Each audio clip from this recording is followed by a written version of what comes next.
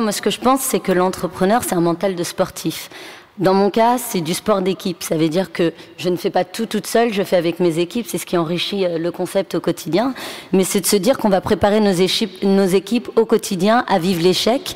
Et en vivant l'échec, on va les construire et se construire.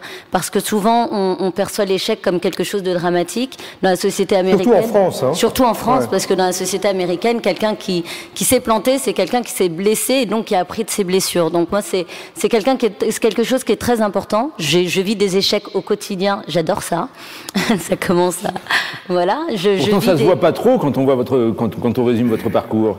Parce que je pense que le chef d'entreprise, il doit être positif. Et par exemple, quand on vit un échec, on doit ressortir plus grand, plus fort et regarder ses équipes en leur disant, voilà, comment on analyse maintenant l'échec qu'on vient de vivre pour sortir de là encore meilleur.